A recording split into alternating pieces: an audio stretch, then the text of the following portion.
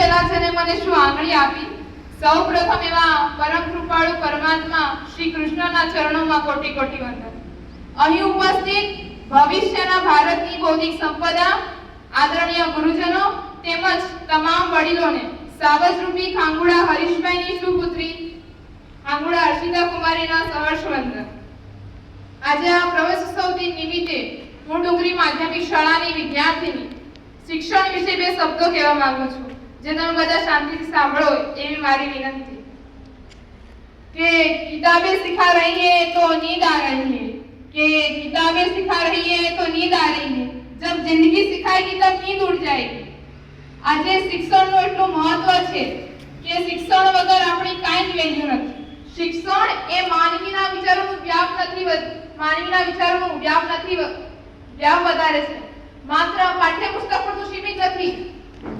આજે માણસ પાસે પૈસા ઓછા હોય તો ચાલશે, પરંતુ જો માણસ પાસે શિક્ષણ ન હોય તો તેના જીવનમાં આગળ જેનો માર્ગ છે એ માર્ગ મુશ્કેલી પેદા કરી શકે છે। શિક્ષણ એ માત્ર સારા ટકા મેળવવા માટેનું સાધન નથી, પણ પોતાનું સાચું ચારિત્ર શીખવે છે। આજે એક શિક્ષિત વ્યક્તિ માત્ર પોતાનું જ ભવિષ્ય નથી ઉજ્જવળ બનાવતો, પરંતુ તે પોતાના પરિવારનું, સમાજનું અને પોતાના દેશનું ભવિષ્ય ઉજ્જવળ બનાવે છે। એક શિક્ષિત દીકરી કે જે પોતાના પરિવારને આગળ લઈ જાય છે, એક શિક્ષિત યુવાન નવી શક્તિ બની શકે છે।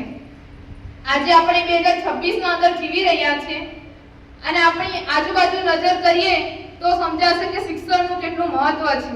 શિક્ષણ એ માત્ર અક્ષર જ્ઞાન નથી, પરંતુ આપણા જીવન જીવવાની રીત અને દુનિયાને જીતવાની સૌથી મોટી ચાવી છે। આજે ભણેલા ગણેલા યુવાનો ચંદ્ર અને મંગળ સુધી પહોંચી ગયા છે। આજે ભારત દેશના અંદર નાના નાના ગામોમાંથી પણ ભણેલા યુવાનો નવી કંપનીઓ શરૂ કરી રહ્યા છે અને એમાંય એક અઢળક વ્યક્તિઓને નોકરી અપાવી રહ્યા છે। આજે શિક્ષણના કારણે એ ચાર દિવાલોમાં પૂરાતી સ્ત્રી બહાર નીકળીને પાયલોટ, પોલીસ, ડોક્ટર જેવી નોકરી મેળવી રહી છે અને ઘણી બધી કંપનીઓની સીઈઓ બની રહી છે। આપણા જીવનમાં શિક્ષણનું ખરેખર ખૂબ જ મહત્વ છે। આજે આપણે એક કે બે જોડી કપડામાં 2 વર્ષ નીકાળી નાખીએ તો કોઈ કશું નહીં કહે, પરંતુ તમે એવું વિચારો કે આખી જિંદગી એ 2 જોડી કપડામાં નીકળી જશે તો એ અશક્ય છે। આપણા જીવનના અંદર શિક્ષણનું બહુ જ મહત્વ છે। વિદેશના વિદ્યાર્થીઓને શિક્ષણ પ્રત્યે બહુ લગાવ છે। આપણા દેશમાં પણ શિક્ષણ પ્રત્યે લગાવ છે જ, પણ અમુક વિદ્યાર્થીની વિચારસરણી કંઈક આવા પ્રકારની છે કે વિષય હોય 10 નો, અભ્યાસ થાય 1 નો અને આશા હોય 100% ની।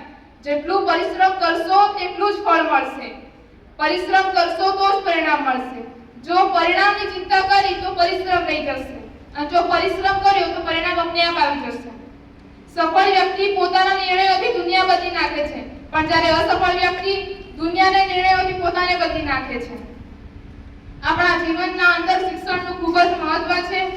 હું હવે મારી વાણીની વિરામ તરફ લઈ જતી વખતે એટલું જ કહીશ કે જે લાઈન છે મારી એ લાઈન પર ફોકસ કરજો